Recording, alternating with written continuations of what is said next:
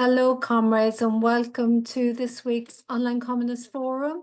And Jack Conrad will give a talk this week, focusing mainly on Trump's first 100 days in power, but also looking at some other important international issues, and importantly, giving a report back on the fusion process. Okay, so Jack, I'd just like you to begin your talk. Thanks. Right.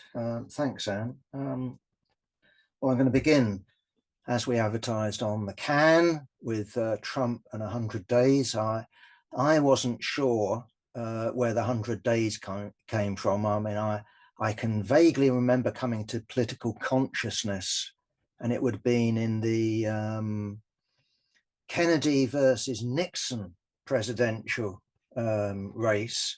And I can sort of remember Kennedy doing a 100 days speech. Well, it's been pointed out to me. You can just Google these things nowadays. So easy, isn't it? It's been pointed out to me that the origins of that sort of speech, that sort of milestone for US presidents dates back to Roosevelt. And if you wanted to push it back, I'm also told, I think via Google, that there's some sort of significance there with Napoleon Bonaparte and his 100 days, which of course culminated in his Waterloo. All you can say with Trump, though, is what 100 days. It's all been packed in, hasn't it? You can't say it's boring. But I would also make the point that, you know, other than the details, it was all announced. It was all announced in the presidential race.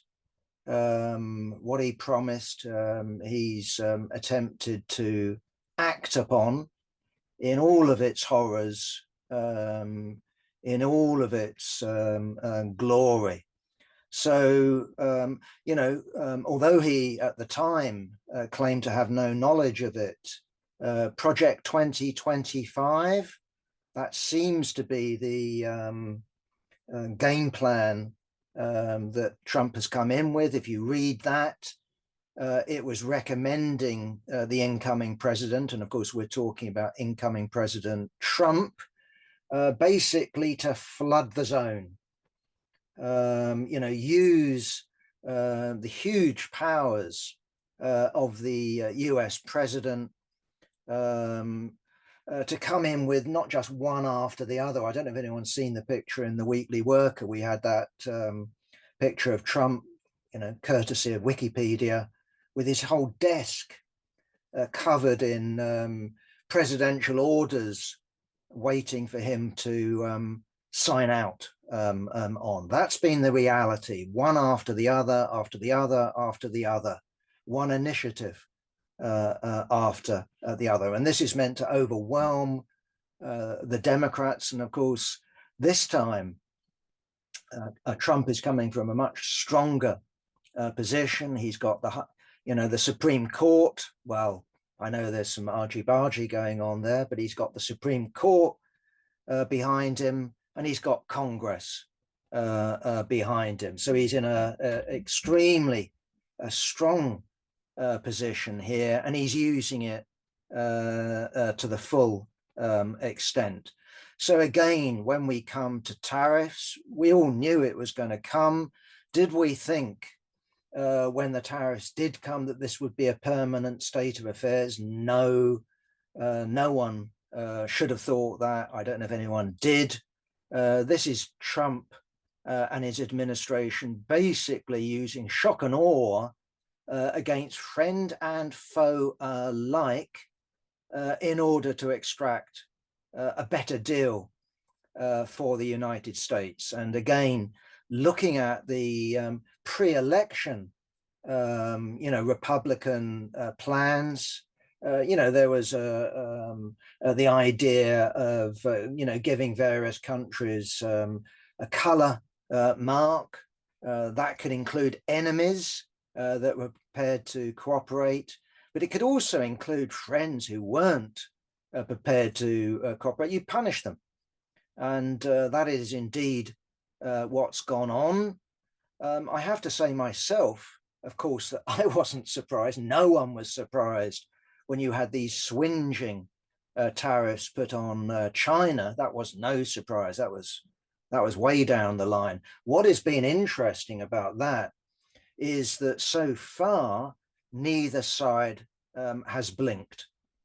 China hasn't blinked. Trump hasn't blinked. We've seen some movement here. We've seen some talk, from Trump of phone calls, but it would seem that at least at the top level, China's held its nerve. We know way before Trump, China was making preparations for not only trade war with the United States, but something hotter than that. But what we have is the world's two largest economies locked in to this conflict. And the fact of the matter is, as far as I read it, both are dependent. One is dependent on the other, at least at the moment.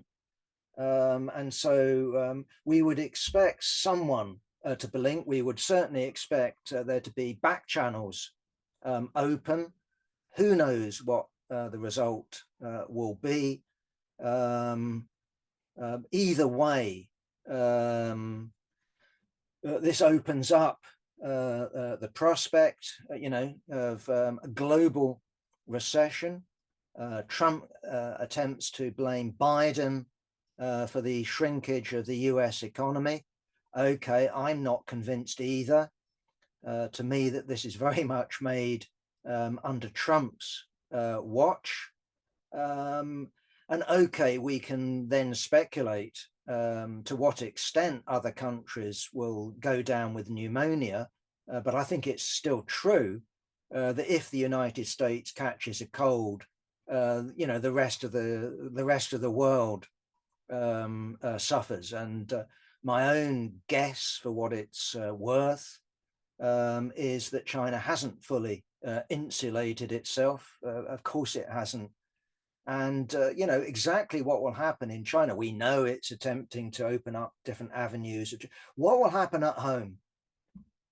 We've got an article this week by Yasmin Mather looking at this question. And she ends with the observation that in Chinese official publications, in, learned journals, in official discourse, the concept of class struggle has been airbrushed out of existence. Now, of course, in part, the explanation for that lies in, Mao's Cultural Revolution. We want to forget all about that. This brings up unpleasant memories for an awful lot of those at the top of the Communist Party of China today. Wasn't Xi banished to the countryside, for example? But when you look at how Yasmin ended her article, she ended it with the class struggle going on the shop floor of one particular Chinese company. But of course, that is reproduced throughout China. And I think, at least in the abstract, what is posed under these circumstances of a trade war with the United States is, does the working class, can the working class break out of this sort of Soviet type relationship with managers? If you look at the Soviet Union, of course, there was class struggle of a sort. It tended to be, though, siding with your bureaucrat against the wider bureaucracy. Your manager's a good guy, he's on your side. And there was a truth there. The manager in the Soviet Union did attempt to, quite a considerable degree, look after their own workers. But in China, what we have is capitalists. We don't have, the economy dominated by state concerns. So we've not only got Chinese capitalists, we've got foreign capitalists. What does the working class do under these circumstances? And of course, it's not a question of what it's allowed to do, it's what it's compelled to do. I don't know, but at least I would suggest the possibility of class struggle transcending the level of the enterprise. And of course, that's something that the Chinese government, the Communist Party of China, will be completely fearful of. Myself, I actually discovered this by reading a review by Andrew Murray, of all people. He was criticizing, well, positively, a Chinese book on economics, on the Chinese economy, and just made that point. How comes there isn't the concept of class struggle? So maybe I'm hoping, you know, more than anything else, but at least there is the possibility of class struggle erupting in China because of this. Okay, then we come to Trump and migrants. That doesn't, and its horror doesn't surprise me. I mean, look at the first term. And of course, this goes back to other presidents. In and of itself, it's not new. We've had Red Scares in America. I can certainly remember the aftermath of McCarthyism, you know, people who'd lived in America for decades being booted out. You know, Charlie Doyle, husband of Mickey Doyle, the fund organizer of the Morning Star, he was kicked out of the United States along with thousands of others. I would certainly say that if you look back to the Communist Party of the USA, worthwhile taking, you know, account of its fate. Not only was it thoroughly infiltrated by the FBI, it was driven to, you know, a semi-underground existence. I think that that can happen to today's left.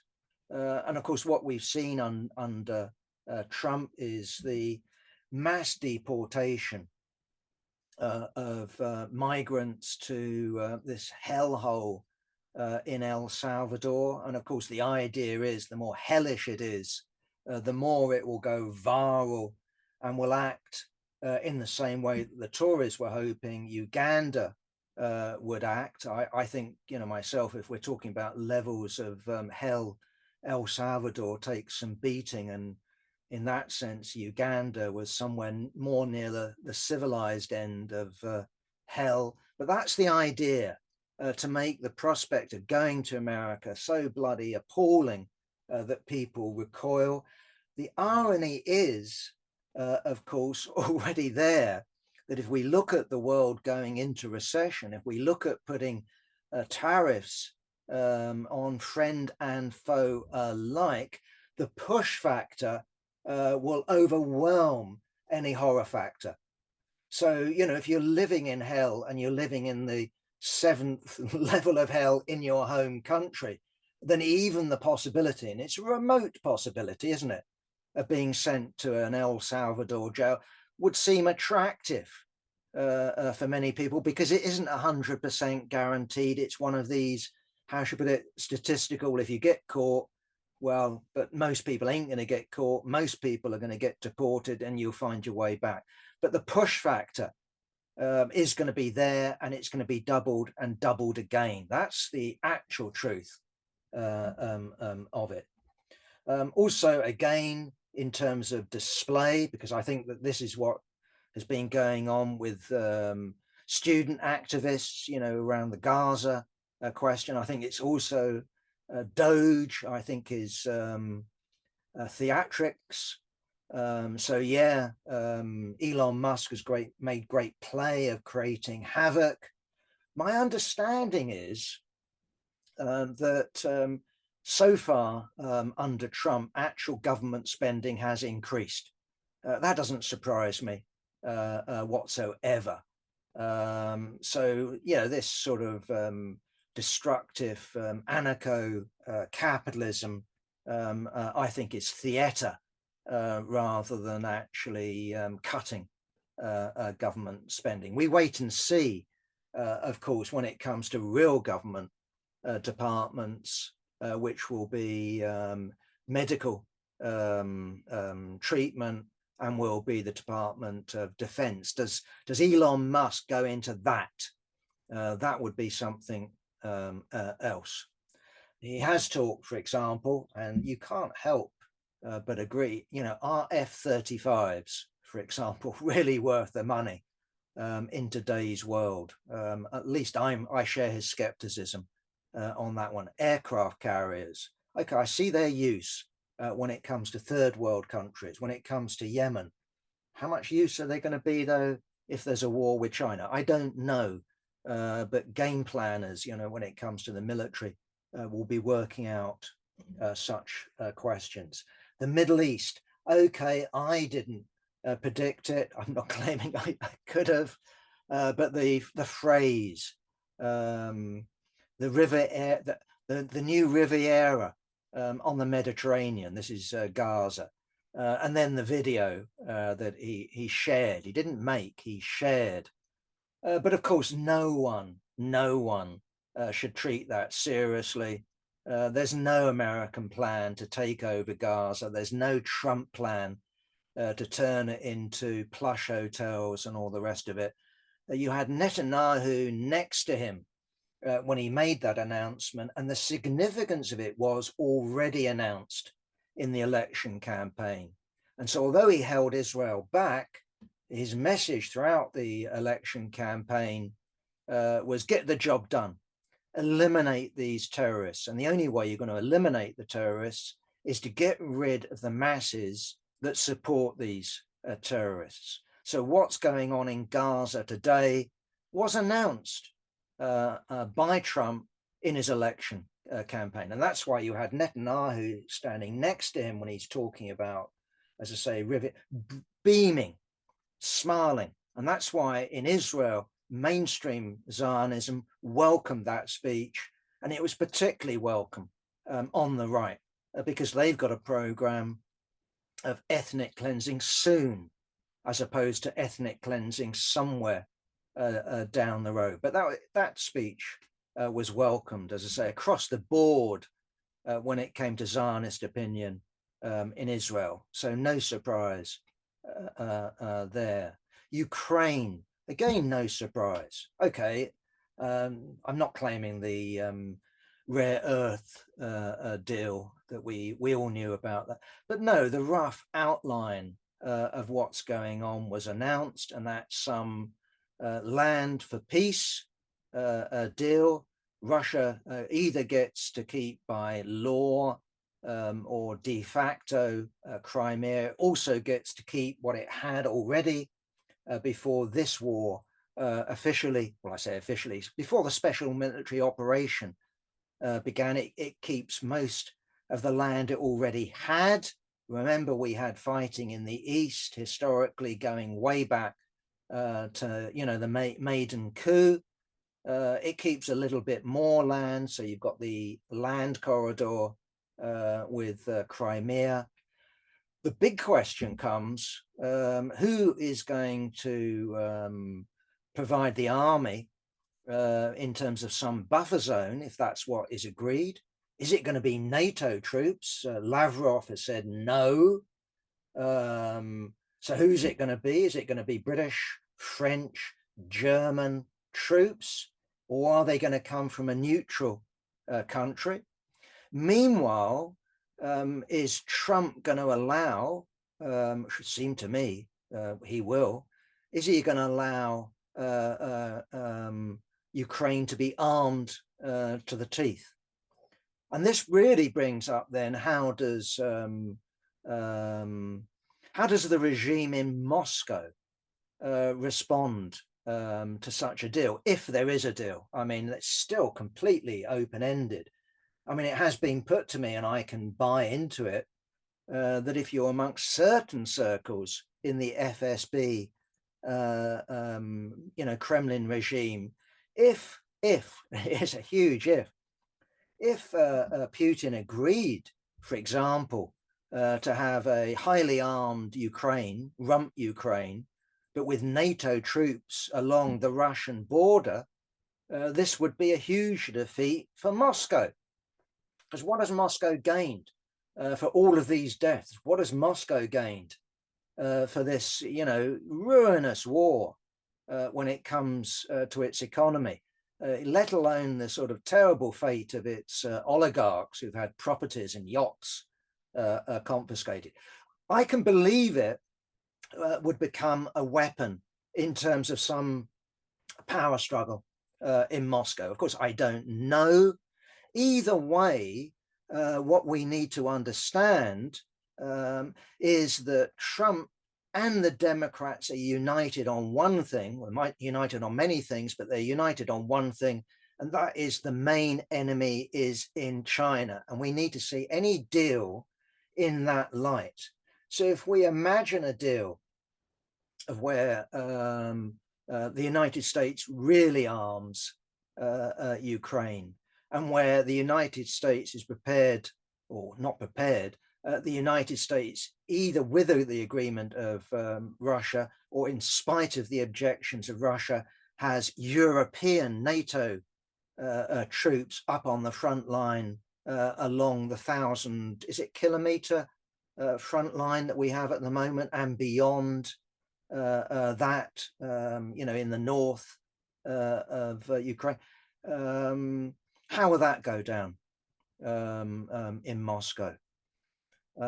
Either way, I'm skeptical, at least, of Rubio and Trump prizing away Russia from China.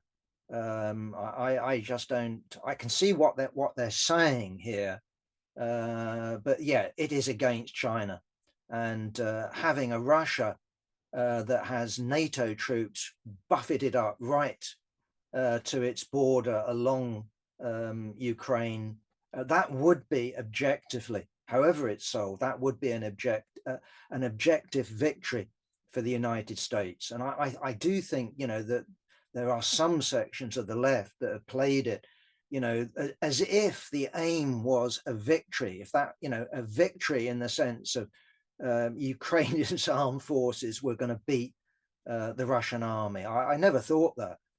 I mean, I've always had the view that Ukraine would be not a pushover, but the idea that it becomes the other way around, I just never have bought into. So we need to see what victory looks like.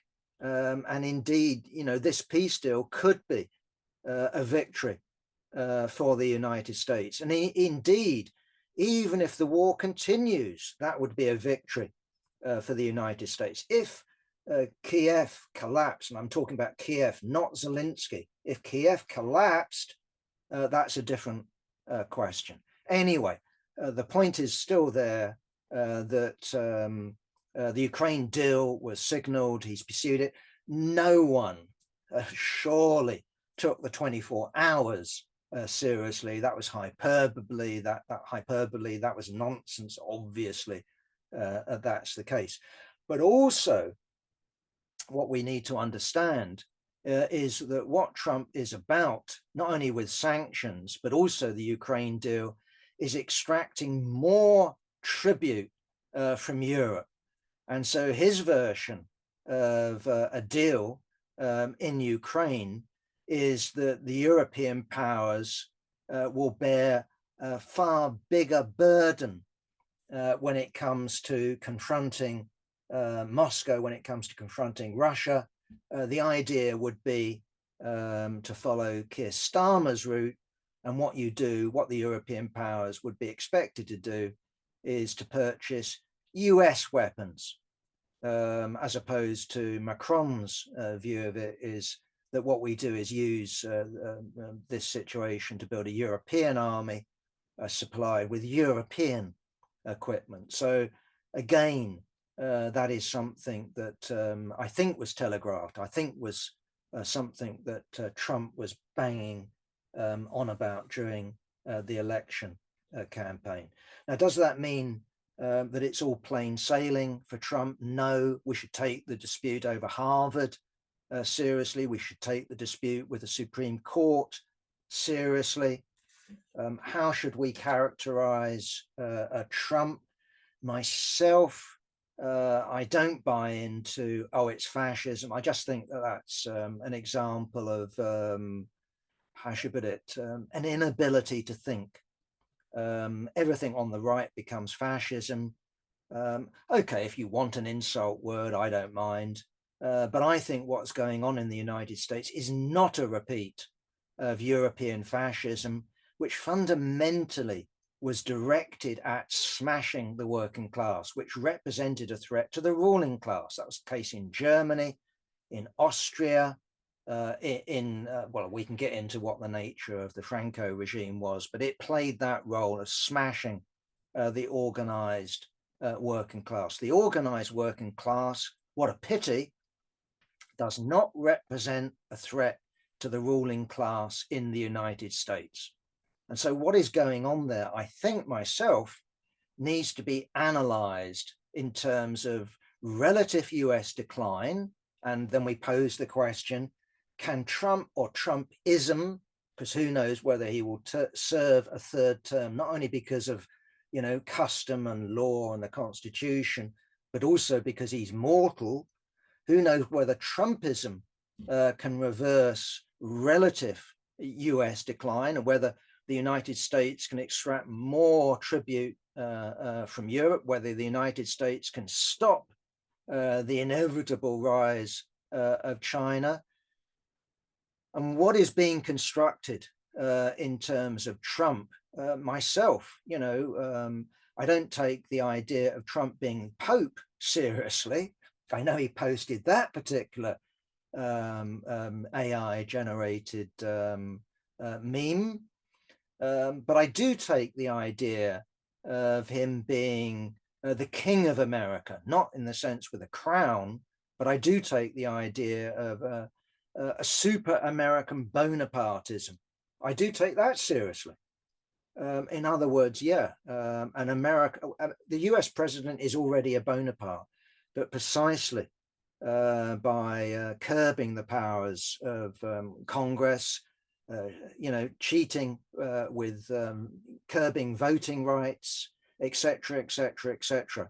Third term presidency, I take that seriously. So where is America going? I myself would be much more confident in terms of comrades who want to go. First thing you do is come out with a label. Well, you know, no, I'd be much more confident if comrades were, before they came out with a label, actually started looking at the contradictions in the US ruling class. You know, what's the role of big tech? What is the role of the armed forces?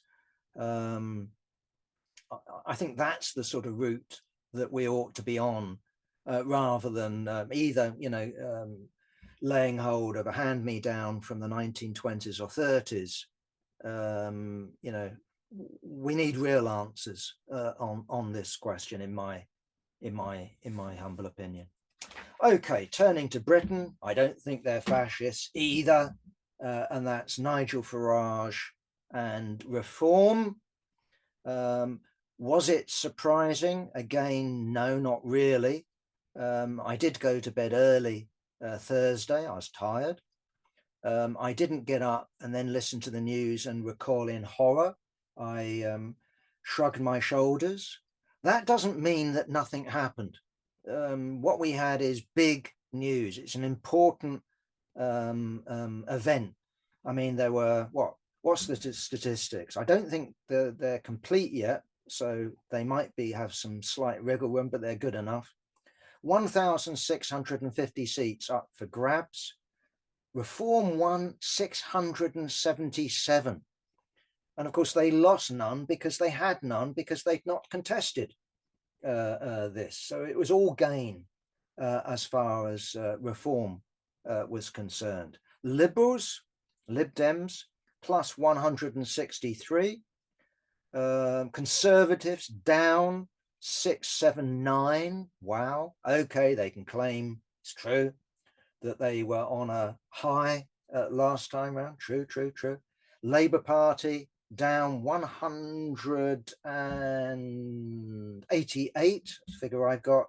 Greens up 45. Okay, the by-election near run thing.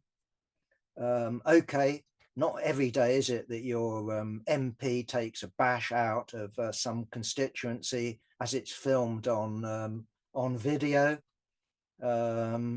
Okay, it was a fine run thing. I think there were 6 votes in it. But nonetheless, this was a huge, huge event. We've got a situation of where some county councils, some mayoral positions are now with reform. We've had the slightly amusing announcement by Farage and various successful candidates that they're going to cut out council equality departments as if they now exist in councils. My own experience locally, I know that it wasn't up for grabs this time around. My own experience of going down to my council compared with the last time I've been. When I went to Camden Council a couple of years ago, it's, you know, it's a new building, you know, the open plan, a bit full of people working. Last time I went down, there was no one there apart from reception. There are no workers there anymore. All the departments have either been closed or farmed out. So when I'm ringing up somewhere, I'm either getting a Geordie accent or something else like that. The workers ain't there. So all this stuff about getting rid of waste, they ain't fulfilling their statutory obligations. So anyway, either way, reform ain't going to make much difference, except in terms of theatre, and except you know, making a display of making life horrible for the undeserving poor, such as migrants. They want to be seen to make people suffer if they possibly can, and if they can't, then it's the government's fault, sort of type idea. Okay, but it's a big event. Why? Because we could see the leader of the Tory party fall. That's quite conceivable. We could also see the leader of the Tory party, conceivably, reach out to Nigel Farage. And if she doesn't do it, then someone else in the Tory party will do it. You know, if Kemi can't reunite the right, then I will reunite the right. And we've, of course, got politicians, leading politicians, both from the Tory party and the Labour Party, being pushed by TV and radio interviewers. Is it possible that Nigel Farage could be Prime Minister? Well, yeah. Not that they think it's likely, but statistically, it's possible, isn't it? Yes, it is possible. Highly, highly unlikely. And I'm certainly not falling this project these Ashburn County Council, you know, leafy England results onto the national map. Nonetheless, we're talking about, in the polls, reform running more or less equal with the Tories, more or less equal with the Labour Party. So this matters. So yeah, the reform bubble could be burst very easily. But I do think something's going on here. I'd simply caution it on the basis, though, that what we're dealing with the Tory party is the world's most experienced, longest lived party. It's a class party. It's the historic party of the bourgeoisie. It's certainly true that the British bourgeoisie has declined as a class. You know, when I was young, the Tory party was financed by British businesses. It's now financed by crazy billionaires and, you know, foreigners and people like that. Nonetheless, it isn't a party that we would expect to be just, you know, swept aside. And it's worth noting, of course, however attenuated a form, we also have the Labour Party, a party based on the trade unions as well.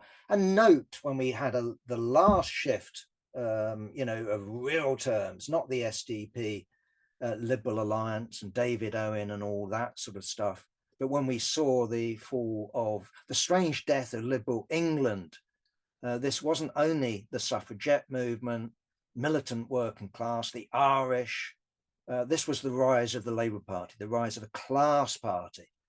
I would be very hard pushed to describe Nigel Farage's party as the alternative party of the industrial bourgeoisie in Britain. What industrial bourgeoisie? Petty bourgeois party, sure. A party that, you know, got maverick millionaires in it. Yeah, sure. Anyway, I'm merely making that argument. It is conceivable, but I think we should be cautious about drawing too many conclusions from these elections. Last point on reform. If we want an example of useful idiots, sorry, comrades, I think it's the Socialist Workers' Party and their front campaign, Stand Up to Racism. And what Socialist Worker is boasting. Do you know they had 20 comrades up to the Runcorn by-election, campaigning under the banner of, you know, Stand Up to Racism. And what were they calling for? Don't vote reform. Well, that's exactly what the Tories were doing, as far as I know, up in Runcorn. It's what the Greens were doing. It's what the Labour Party was doing. So is the advice from the comrades in the Socialist Workers' Party, is it to vote Green? Is it to vote Tory? I mean, logically, you know, if the main thing is to keep out reform, in most of the seats that were being contested in these elections, it wouldn't be a question that your next choice is Labour, the next choice is Tory. That's the truth of the matter. So Stand Up to Racism is actually playing a role that benefits the Greens, benefits the Lib Dems, benefits the Labour Party, but potentially could also benefit the Tory party. After all, what the pundits are saying is there's a possibility, again, I've already made my position hopefully clear on that one. It's unlikely, but I mean, it's possible that next general election, you have Reform versus Labour. Why? Because in these elections, at least, you had the phenomenon in terms of first past the post, is that Reform is now the party that Labour has to beat, as opposed to the Tories. In other words, the Tories can be in the unenvious position of the third party. And if that can be hammered home to the electorate by Reform, it's a hugely powerful motivator for electors. After all, I'll readily confess I voted Labour in the last general election. Why? Well, partially because of a class vote, but then my candidate was Tulip Sadiq, hardly a working class candidate. Why? Because also I wanted to keep the Tories out. I had no left candidate. Okay, so I'm amongst the voters that vote negatively. Keep the other, you know, lot out. So yeah, we could be in to that territory. So yeah, the SWP, I think, are playing the role of useful idiots. There ought to be a rebellion in the ranks of the SWP. Why? Because at least some of them have been raised on, you know, Leon Trotsky and Trotsky's correct opposition to popular frontism.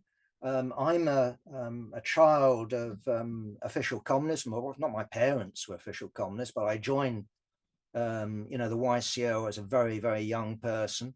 And I'll tell you this, in official communism, what the Communist Party and what they all knew was the 7th Congress of Comintern, 1935, Dimitrov, of course, supported by Stalin, when the new line came out, unite against the fascists, unite with progressive bourgeoisie. They all knew those politics, right? They didn't know anything about the 6th Congress, the 5th Congress, let alone the 4 Congresses of Comintern. That was completely foreign territory. Remember, we're dealing with the situation before the internet, before Google. This stuff wasn't published, wasn't widely available. And I have to say, my education on that stuff came from a very, you know, indirect route. But now we do have Google, we do have the internet. And, and if you're in the SWP, at least to a degree, you will be familiar, I would hope, with Trotsky's writings on Germany in the 1920s and 30s. And what he said, okay, was exaggerated. It was there for polemical purposes. But he equated 1935 and Dimitrov in his speech, at the Seventh Congress, final Congress of Comintern, he equated it with the Second International and August 1914. And he said, you've crossed class lines, which is true. Now, of course, it didn't have the same result as August 1914, but it ought to have that same moral equivalence. And that's what Trotsky was really arguing. So, of course, he was using language to highlight that idea. But that ought to be something that SWPers ought to be laying hold of and saying, hey, comrades, hey, Comrade Nelson, hey, Comrade Kalinikos, hey, Charlie Kimber, what are we doing? Repeating the line of Dimitrov as opposed to repeating the line of Leon Trotsky. There's something wrong here. Why? The fact of the matter is that if you repeat the line of Comintern 1935, you become part of the problem. Why are people voting? Why are they voting reform? Because they're unhappy with the Tories. They're unhappy with Labour. And you're telling them to go back home. Well, what use is that? Why did people vote Trump in the United States? Well, I'd give a small guess. They weren't happy with fucking Biden. And you're telling them to vote Biden. Well, they're saying, we're sick of Biden. We want a change. So what the SWP is, I know they had 2 candidates, but come on, comrades, there were 600 contests. You're telling them to go back. You become part of the problem. That's why I'm saying that the comrades are useful idiots. And that was the role of the official communists in the 1930s. As I say, it's more complex than that, I know. But anyway, forgive me. Okay, 2 more things in terms of the political report. Very quickly, Australia. We seem to have had what at least the press in Britain are saying, the sort of Canada effect. Canada didn't surprise me with Carney. Trump had just come along and said, we're going to turn you into the 51st state. Canadian nationalism. I don't know about the vote in Quebec, but even I would guess the French-speaking Canadians suddenly become very Canadian. Not surprising. And Carney, on the basis of opposition to Trump, romps home. And the Canadian version of the Trumpists are hammered. In Australia, if you talk to Australian observers, they say it's a bit more complex than that. So in Australia, you have the climate question. Dutton, the leader of the coalition, talked about building loads of nuclear power stations. Sort of thing you need in Australia. You've got so little sun, so little natural other reserves, so we have to build nuclear. Health. Dutton wanted an American-style health system. Albanese wanted something much more along the lines of you don't pay for it, you get it by right. That was very much part of his election campaign. Housing, childcare, all of these things mattered. And the right found itself out of line with the electorate. And then you had Trump, the Trump factor. So for us, it's easy to say it's just Trump.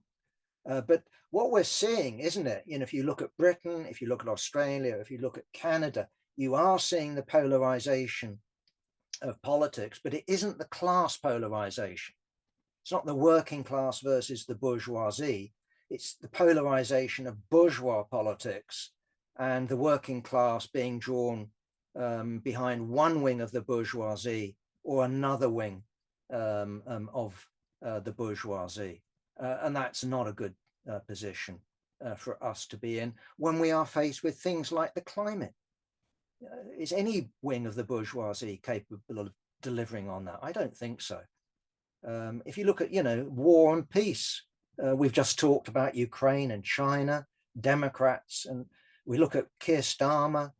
The bourgeoisie as a whole are the problem.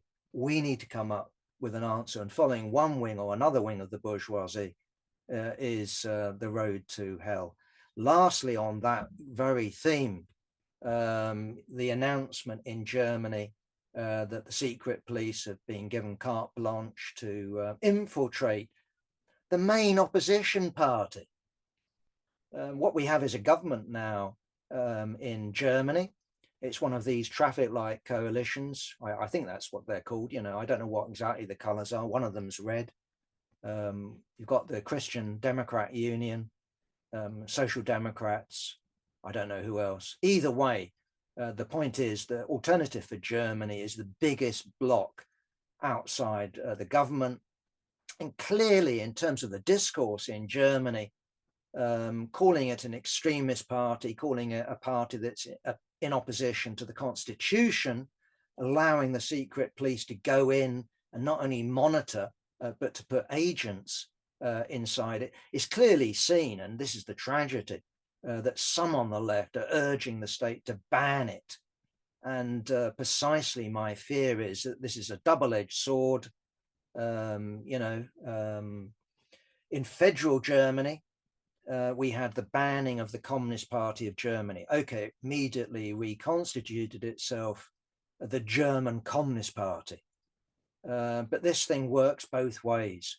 And, if it's legitimate, for example, to ban the leading opposition party, what about Die Linke? Does that not follow next? Die Linke, the inheritor party of the Socialist Unity Party of the GDR.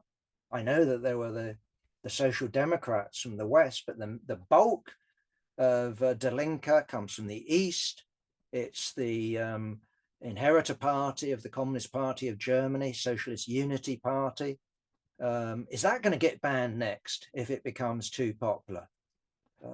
I think that's exactly the danger, that this party again will be declared, it's not really loyal to the constitution. It's an anti-constitutional party. It's hostile to the constitution. It's a great danger, and we shouldn't go down that road.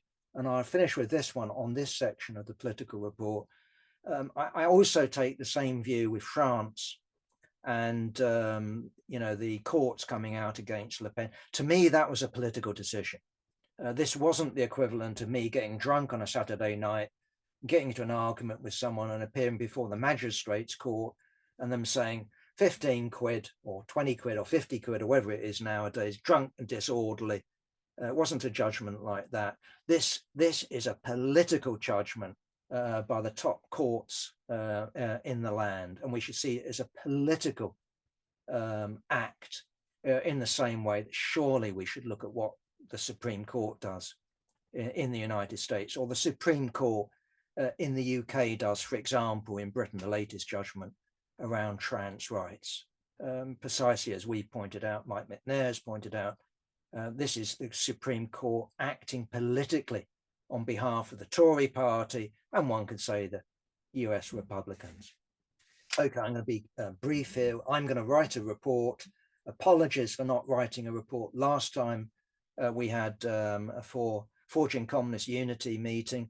We had a second face-to-face meeting in Manchester yesterday. We had Comrade Ed and Comrade Nick from Talking About Socialism, Comrade Kat from Prometheus, myself, Mike McNair, representing the CPGB, and Yasmin Mather there as well. I think we're making progress. It's very slow.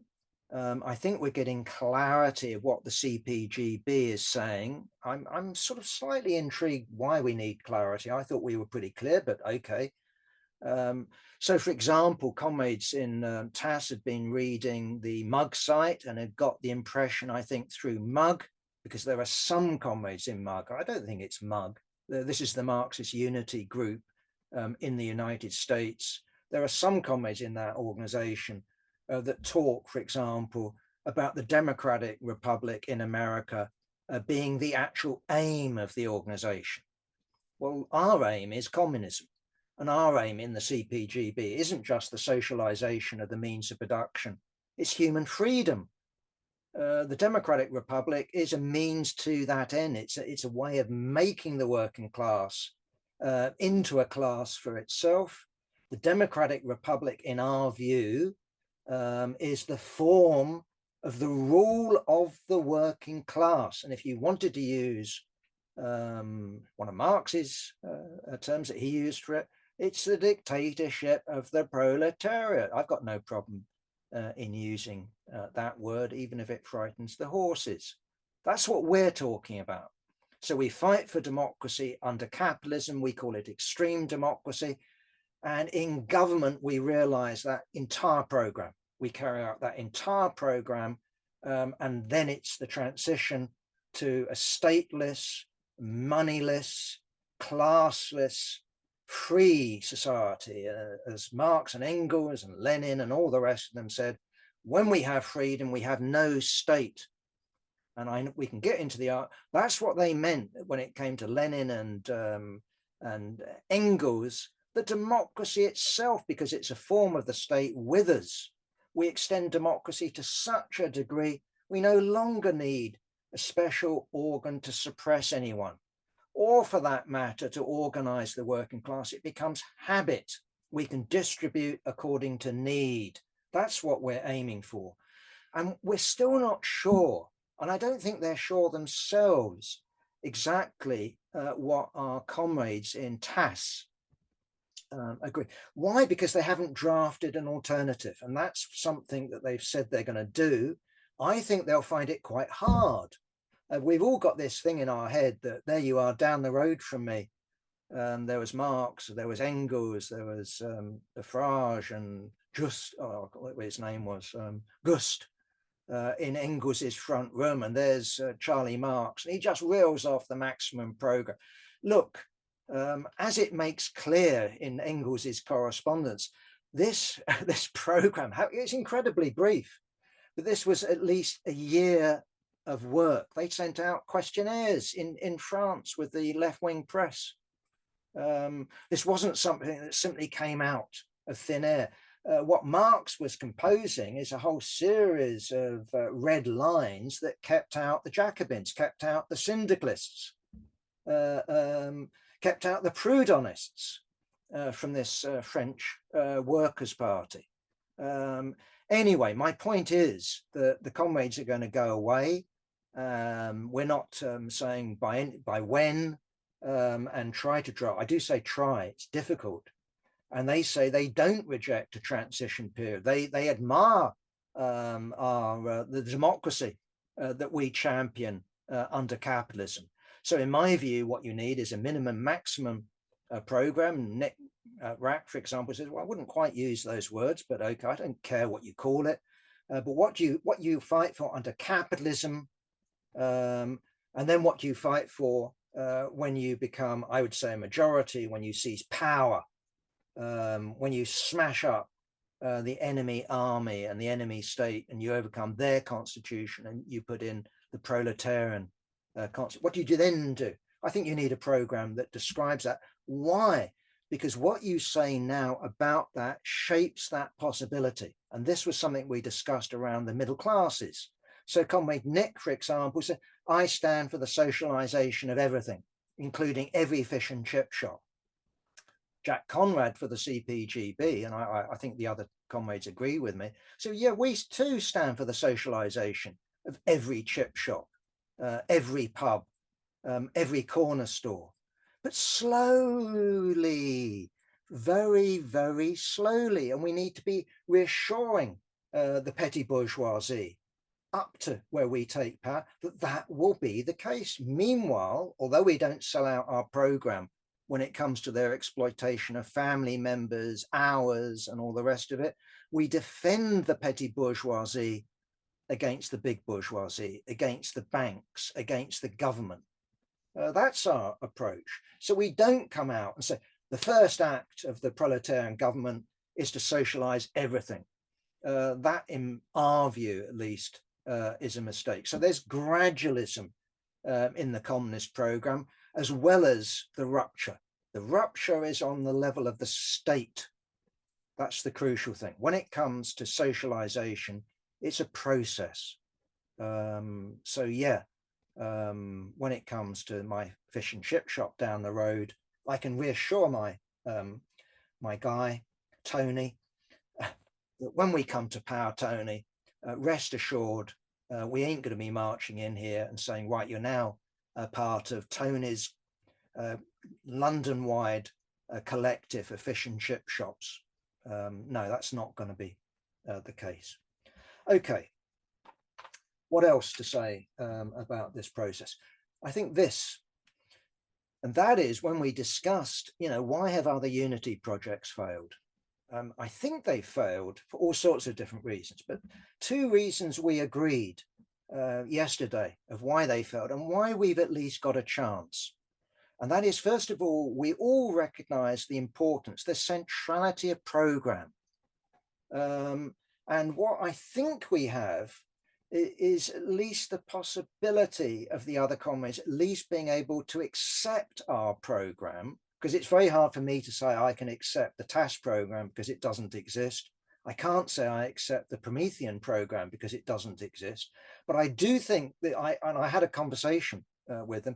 I do think, like if I said, look, here's the CPGB draft program, could you be a member of an organization with such a, yeah, I could be a member. I disagree with this. That's an important strength. And also we're committed, and again, I think this is equally fundamental, we're equally committed against the sect view of politics, the transitional method that we imagine, well, at least a lot of comrades imagine, that our little group, if it puts forward the right slogan at the right time, such as don't vote reform, that somehow this is the transitional method and it leads to the working class almost by accident finding itself. We reject that. We stand for a mass communist party. We stand for mass communist consciousness. And we also stand for democracy in the party as well as society. So no central committee dictatorship, no closed press that bars minority views. Minorities have the right. We don't advocate factions, by the way. We rejected this. I don't know where it came from. I think it was your book, isn't it, Mike? Unity and diversity. We don't like the slogan.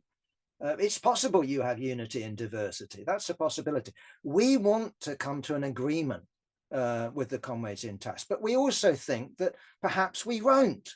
But it doesn't matter, because what we can unite on is these two questions: acceptance of a program meant in a genuine way, and also unity around a partyist project, a mass partyist project with the culture that goes hand in hand with that. And that brings me to my last point. Anne, thank you for your, there we are, 2 minutes to go. I'm going to finish on that. Good timing.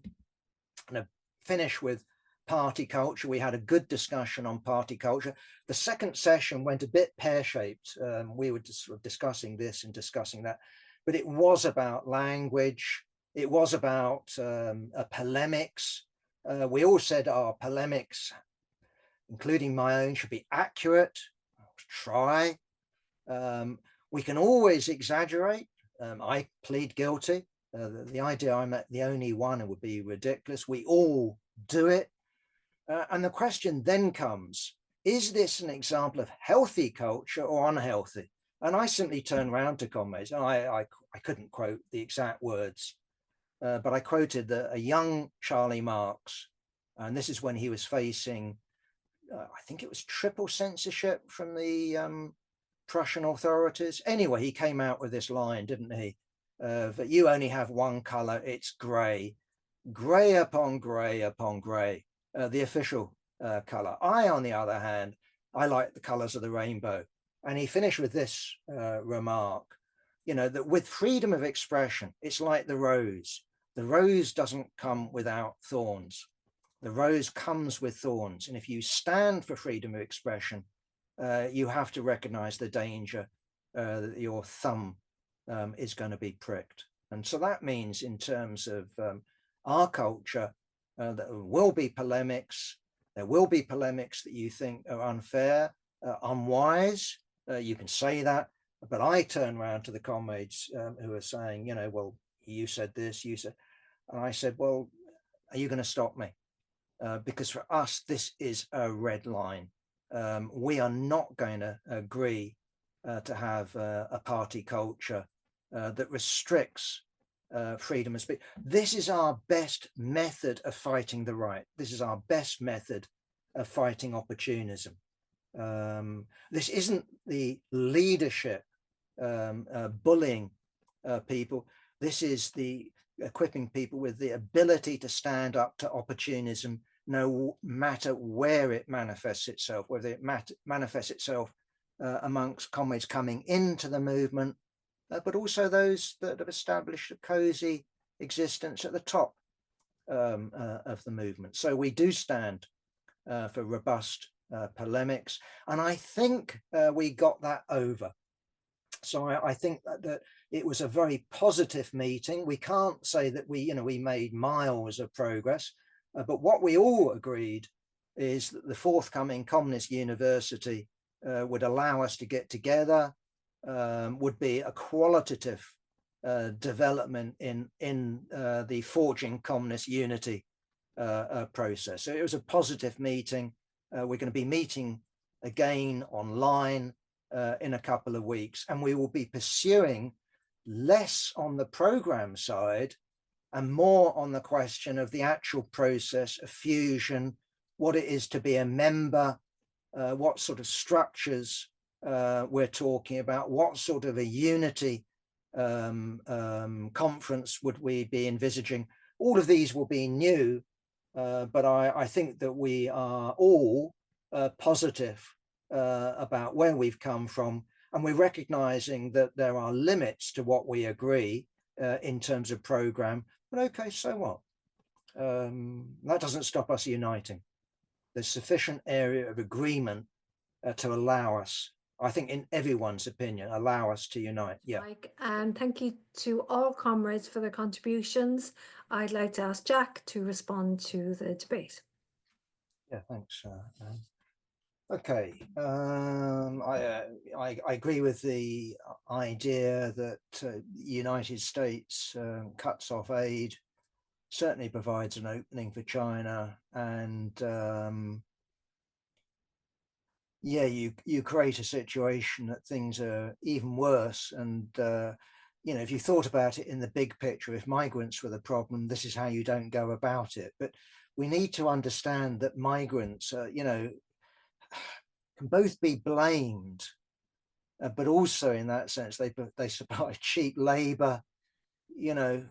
So how does Californian agriculture work? You can get into it. So the reality is that things get worse. I accept that sort of general proposition. Just wanted to pick up, it's a small nuance, but I do think it is worthwhile picking up. And you talked about we should deal with comrades in a comradely way. Well, I sort of agree. What happens when the comrades vote for war credits? I mean, this was the complaint from my reading of the German right against that uncomradely comrade Rosa Luxemburg. You're using uncomradely language when you call us traitors. Well, how do you want to call people comrade traitors? Sorry, I don't buy this. Look, we should deal with our comrades and opponents on the left in the manner that's fitting. And I do note that when Tina was talking, she described people as shits or had a shit position. Well, okay, I'm not, when people pick out migrants, like George Galloway or the Sarah Party. Yeah, okay, she wants to use heightened language. So would I. because you're drawing people's attention to it and saying, this is unacceptable. And okay, you know, we could end up using every other word, F word, which then loses. But no, we want heightened language. We want to, you know, give our polemics colour. So, yeah, okay, comradely. But we should also be able to use uncomradely language. And I think that's absolutely justified as well. So, yeah, if you just went round insulting people, I noticed, for example, that Ant is using very comradely language to us. And I appreciate that. And I'm going to use very comradely language to him. But nonetheless, it's also right to call out problems using sharp language. That's really all I'm just trying to establish. Also, again, noting with Tina, sorry, Tina, I'm being maybe unfair, but I did note that when you described De Link's view of calling for a ban on AFD, you called them idiotic. I agree with you. We should use the word idiotic. I'm sorry. Why? Because it's something that will be turned against them. Okay, we don't really mean it in the sense that they're mentally subnormal, you know, or for that matter, the original word of idiot, as I understand it, which refers to, citizens of Athens that didn't come in from the Attic countryside and participate in the assembly. But nonetheless, I go along with the use of such language when you're calling them out. You're trying to wake them up. You're saying, comrades, you know, do you really realize what you're doing? And I think the approach precisely fits when it comes to, you know, the SWP with Stand Up to Racism. Comrades have mentioned, what do they call it? We demand change. God help us, what a title. And, you know, putting the Greens on the, appalling politics, absolutely appalling, not the answer. That's certainly the case. Gabby, what I said about the Communist Party of the USA, it was forced to go semi-underground. So a bit of it went underground. The Communist Party of the USA operated in that sense on the borders. It was legal, but so your illustration of it is very useful to make my case, yes. In terms of Raphael, Jeremy Corbyn, thank God Jeremy Corbyn, that's what I think you're basically arguing, hasn't come forward. Well, I think we need to be stronger than relying on Jeremy Corbyn either not or coming forward. So the real problem isn't Jeremy coming, and I'm sure you agree with me, the real problem is us, that we haven't got our act together. And we ought to be all saying that in a self-critical way. The idea that the answer lies with Jeremy Corbyn would be as much as a problem as he is an answer. So what can you say? So if we look to Jeremy, it's the wrong method. I absolutely agree with that. Just on Ant, yeah, you're quite right, Ant. Kautsky, 1914. What a bloody irony, paradox. You know, the war starts and his ultra imperialism comes off the printing press, announcing that the imperialists will divide the world between each other and not go to war. How wrong could you be? So yes, I agree with that. I don't go along with you, though, that the 70%, if that's right, about the local elections, my figures were something like 30% voted. Okay, the 70% includes people like you. But look, let's not kid ourselves that there are a load of left communists in this 70%. You know, I mean, you're talking in, what's the name of the, you know, the medicine? You're talking about you being a tincture, but you're not going to have the effect of, you know, what's the word? The magic potion that turns the 70% into the answer. The 70% aren't the answers. You know, abstaining really is a sign of demoralization, demobilization. This isn't the answer. So I just don't buy the idea that here you are, let's join the 70%. And again, your boycottism. Okay. So here you are in the Russian Empire. Here's this guy Lenin and the Bolsheviks, and here's this highly unfair election system. But the workers, the middle classes, the intelligentsia have a vote. Lenin says we have a duty in the workers' courier to put forward our own candidates, right? So you have Bolshevik candidates. But if they lose, because it's indirect election, vote Menshevik. And if they lose, vote Cadet. Why on earth not? Keep the black hundreds out. Now, if you stood down Bolshevik candidates to keep out the black hundreds, which is the example Lenin, that's opportunism, right? Absolutely. So, stand up to racism. We demand change. I think they had two candidates, but the basic message is vote Green. If that doesn't work, the logic is vote Labour, but perhaps vote Tory. But I don't think, at least in my view of politics, that you rule these things out automatically. The key question, though, is precisely to do what I'm arguing for, and that is building an independent working class voice. And so, for example, in Australia, I mentioned their elections. In order for your vote to count, if there are 6 candidates, you have to vote 6 times in order. So Ant would vote 1. He wouldn't vote 2, 3. Maybe I'm putting words in your mouth, Ant. I apologize. 4, 5, 6. Your vote don't count. Because you couldn't possibly bring yourself, could you, to sully yourself to vote number 2, Labour Party, number 3, Coalition, number 4, who knows what, and number 5, Australia One, or one Australia, whatever the hell the right wing. But you have to, in Australia, if your vote is, I would have no compunction in holding my nose and ticking down a line. It don't cost you much. Do it. Why? Because you actually want loads of first preference votes for a genuine socialist, genuine communist candidate. And in order to get there, yes, I'm quite prepared tactically to advocate a vote for Leslie Mahmood in Liverpool. I will do that. To me, it's called politics. And if you don't take that view, basically what you do is you abstain from politics. And what is most important to you is purity.